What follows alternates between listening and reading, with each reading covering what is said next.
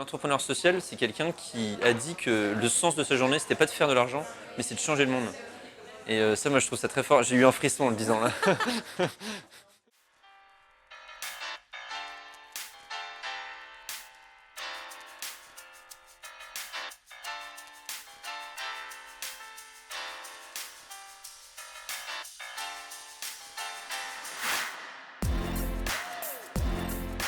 Alors le hold-up, c'est un format qui dure entre 2h30 et 3h.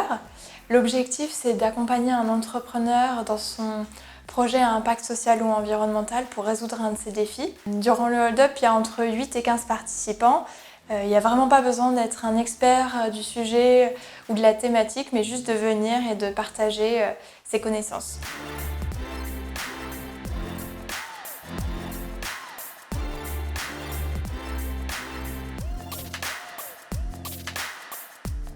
L'objectif du hold-up, c'est de mobiliser l'intelligence collective et c'est ça qui va nous permettre d'aboutir à la fin de l'atelier à une solution pour l'entrepreneur, toujours dans une ambiance conviviale et bienveillante pour rajouter la touche Make Sense.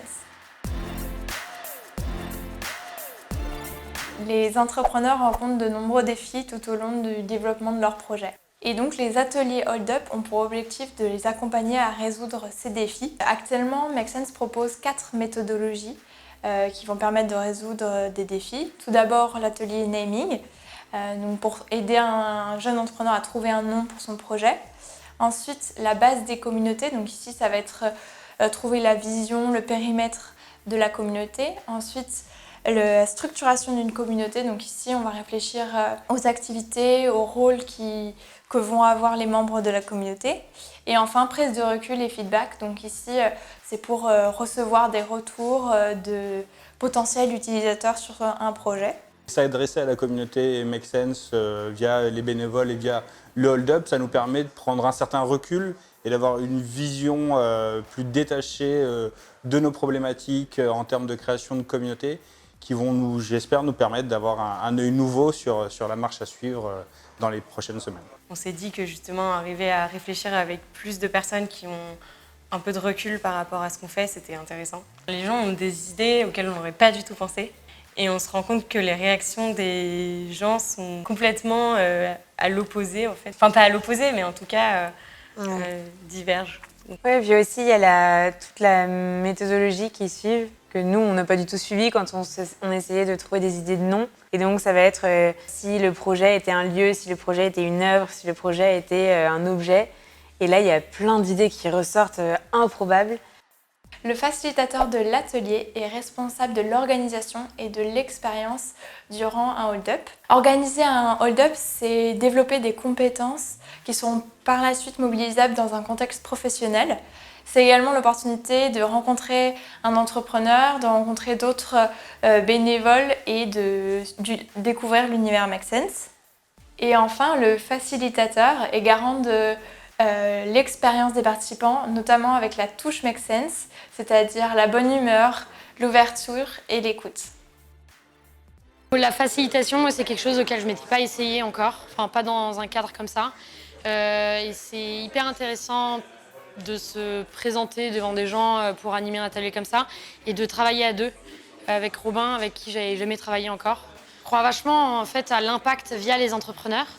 Du coup, j'ai eu envie de les aider à résoudre leurs défis de communauté en m'essayant moi à la facilitation et à l'intelligence collective parce que c'était quelque chose que je connaissais pas.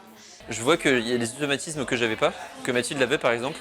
Et là, rien que maintenant, en 2 heures, j'ai appris pas mal de trucs que je saurais appliquer dans d'autres situations maintenant. Les participants viennent pour découvrir un projet et partager leurs idées. C'est également pour eux l'opportunité de découvrir des méthodes d'intelligence collective. Ils sont guidés par le facilitateur et respectent les règles et le cadre proposé par le hold-up. Quand on participe à un hold-up, on rencontre d'autres personnes qui sont passionnées par les mêmes sujets et qui ont des intérêts communs. Et on a aussi bien sûr la satisfaction d'aider un entrepreneur dans le développement de son projet. Moi, ce qui m'a intéressée à m'inscrire, c'est notamment la thématique qui changeait peut-être des autres thématiques auxquelles j'avais pu participer. Pas forcément via un hold-up, mais via des apéros ou d'autres types de rendez-vous Make Sense. Ce soir, j'ai l'impression d'avoir appris peut-être comment construire un projet, et notamment le sujet de la communauté là, qui est central parmi la réflexion de montage et de construction d'un projet en général dans sa globalité. Il a l'air d'avoir vraiment beaucoup de volonté à la base de ces projets. C'est-à-dire que quand on en parle comme ça, là, c'était un projet qui a une phase encore très amont de sa réalisation. J'ai l'impression qu'il y a un champ des possibles un peu plus grand que ce que moi je pourrais imaginer. Donc là, j'ai l'impression qu'à deux, avec leur volonté et en se mettant en réseau avec d'autres structures de l'économie sociale et solidaire qui agissent un peu en catalyseur, ils peuvent arriver à faire des belles choses.